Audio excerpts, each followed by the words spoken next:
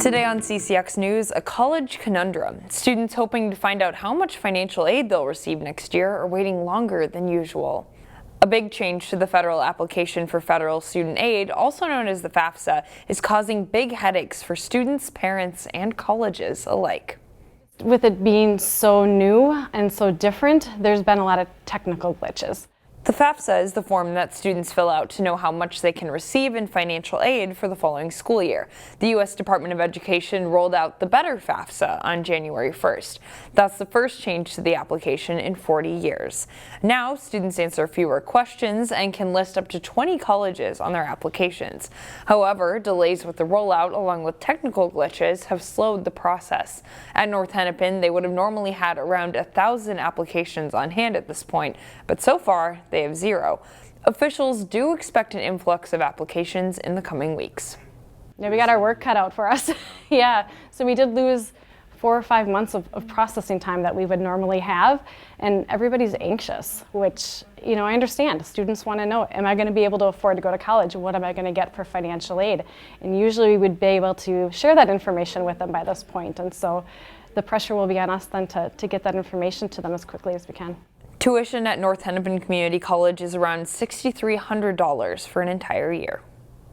Charges are filed against a Brooklyn Park man accused of stabbing another man at a Crystal bar a total of 17 times. 51-year-old Kendrick Dotstree is charged with attempted second-degree murder. According to the criminal complaint, Dotstree stabbed a man sitting next to him at Steve-O's bar on Saturday night. Police obtained video surveillance that showed the victim touching Dotstree with his arm, which appeared to be an accident. That's when the stabbing occurred, the incident lasting nearly 20 seconds. Officers recovered a knife from the scene. Dotstree denies any wrongdoing, saying he was the victim. Meanwhile, a significant court development in a 2022 Brooklyn Park murder case. In that case, 23-year-old Zaria McKeever was shot and killed, the victim of a botched home invasion at the Eden Park apartments. McKeever's ex-boyfriend, Eric Haynes, is accused of orchestrating the crime in an attempt to kill the young woman's new boyfriend. The alleged shooter in the case, Fede Kamara, who was 15 years old at the time of the crime, is now ordered to stand trial as an adult. Initially, Kamara was set to receive probation and a couple years of juvenile detention in a plea deal offered by Hennepin County Attorney Mary Moriarty. That agreement drew public backlash, and Minnesota Attorney General Keith Ellison took over the case. Meanwhile, the alleged architect of the crime, Eric Haynes, is scheduled to stand trial next month. In other news, one day after CCX News reported on financial challenges impacting North Memorial Health Hospital in Robbinsdale, the nonprofit health system tells the Star Tribune it's cutting more than 100 jobs.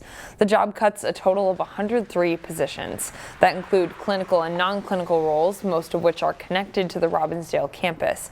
In addition, the Star Tribune reports that North Memorial Health plans to eliminate its Level 2 neonatal intensive care unit at the Robbinsdale Hospital, and it plans to eliminate outpatient mental health services provided in Robbinsdale.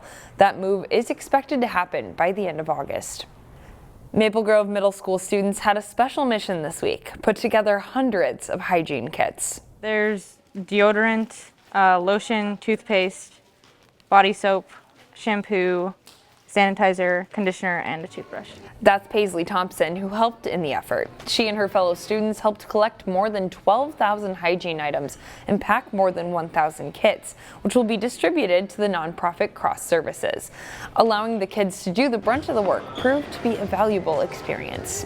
Overwhelmed with joy to see so many people come out to make the kits and the donations. It's overwhelming. It'll serve a lot of people for a lot of months to come, so very grateful. The effort is in large part thanks to students on the school's Fuel Up leadership team who chose this particular service project. A senior at Armstrong High School is trying to make the school more environmentally friendly by bringing solar panels to campus. I'd love to see the district just be more sustainable in its energy use and use like cleaner sources of energy and be able to like share the knowledge of that benefit. Amaya Young is co-president of Armstrong's Environmental Club. She, along with a science teacher and a media center specialist, applied for a state Solar for Schools grant. The grant could help pay for a solar array at Armstrong High School. Library Media Center specialist Valerie Jeffrey says the solar panels can provide Armstrong students with new learning opportunities. instead of just learning about solar panels and alternative energies, they can go out and see it in the works. We'll have the data, the numbers to run for district savings. The Robbinsdale School Board and district officials will decide in June if they want to move ahead with the solar array project. It's an exciting time for several local high schools with basketball teams playing at the state boys tournament. At Park Center High School, the occasion led to a surprise. Students lined the halls to give the Park Center boys basketball team a send-off to state, but that's not all. Both the Brooklyn Park and Brooklyn Center police and fire departments led an escort along Brooklyn Boulevard for the team, which headed to Target Center for their first game. Local first responders say the show of support was meaningful. Well, it's important for us to show support to our community, and especially these students at Park Center. It's something that not everyone gets involved in, and we want to make it special for them today. Park Center joined Wayzata, Totino-Grace, Breck, and Heritage Christian Academy as the local teams playing at state. CCX Sports will have the highlights to all the games. Lift off today, lift off.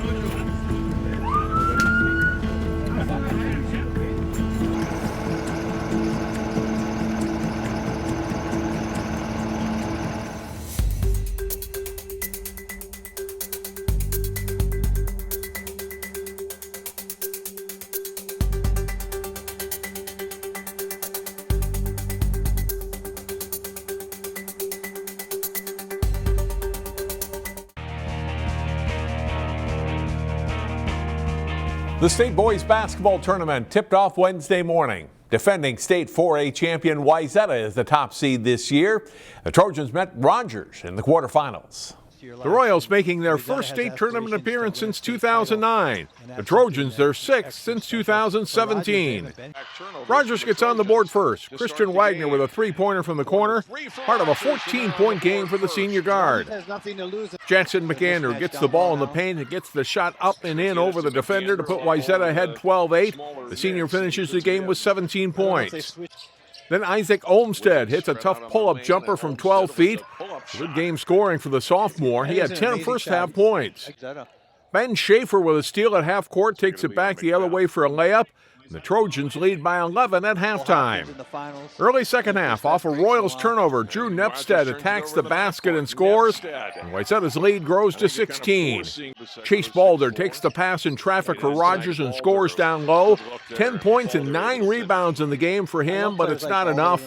Wayzata forces a turnover, and Wyatt Macbeth lobs the ball up to Christian Wiggins for the dunk, and the lead is 20. Very next possession, another steal for the Trojans. This time Macbeth takes it himself on the flush. Wayzata leads by as many as 28 points. They go on to win 77-64 to advance to Thursday night's semifinals. Park Center is back in the Class 4A boys basketball tournament for a third straight season. The second-seeded Pirates met Eagan Wednesday afternoon. Jay Wilcox has highlights. Park Center and Eagan sets a battle in the State Class 4A boys basketball quarterfinals. Cash Chavis hits a long three on his way to a big game, and the Pirates lead 17-11. Aiden Memone throws ahead to Jackson Folks for the reverse layup and one. Park Center leads at 36-26 at halftime. But Eagan comes on strong. Owen Bockenstedt scores on the pick and roll for the Wildcats' first lead, 52-51. He scores again in transition for a 7-point lead. Bockenstedt with 15 off the bench in the second half. Chavis picks the dribbler's pocket and gets the dunk as the Pirates pull within 2 at 59-57. Eagan doesn't shy away from big shots. Charlie Burke hits one of his 5 threes for a 62-57 Wildcats lead. Chavis is superb down the stretch, scoring 36 in all as he puts the Pirates on his back. But sophomore Alex Schrepfer hits some clutch free throws as Eagan holds the lead late. Down 3, the Pirates get a last chance to tie, but Chavis slips and Eagan pulls off the upset. 73-70 Wildcats is the final. Jay Wilcox, CCX Sports. In Class 3A boys basketball, Totino-Grace is the two-time defending state champion. The Eagles tipped off Wednesday morning from Williams Arena. Chaz Moots has the highlights. Totino-Grace 24-5 record coming into the state tournament. Stewartville 26-3 overall. The Tigers played better out of the gates. Henry Cheddar, one dribble pull-up, Jay hits. Stewie up 9-5. Eagles answering back. Isaiah Johnson passed out of the post to Vincent Jacob. TG takes their first lead 10 minutes in, up 12-11. But the Tigers didn't go away easy. Cheddar on the drive, kick-out corner. Caleb Jansen sinks the three. Stewie back in front, 18-16. Right before the horn for halftime, Grace gets a fast break. Will Brandt's up ahead to Dothan. Ijidembola lob to Tyler Wagner. Eagles up 24-22 at the break. Second half, once again, another good start for Stewie. Caleb Bancroft finished and the foul in the paint. The Tigers got up by as much as 5, but TG looked the part of a two-time defending state champ. They stayed poised. Tian Chapman with a nice take to the tin. Later on, it's Chase Watley in transition on the Euro step. He had 13 points. The Eagles went on a 21-7 run in the final 11 minutes of the game. Johnson did a lot of his damage then. He also scored 13. TG didn't allow a field goal from the Tigers for a 9.5-minute stretch. That was the difference in the Eagles' 57-48 win. In Minneapolis, Chaz Moots, CCX Sports. Find more prep sports games and highlights at ccxmedia.org and follow us on social media.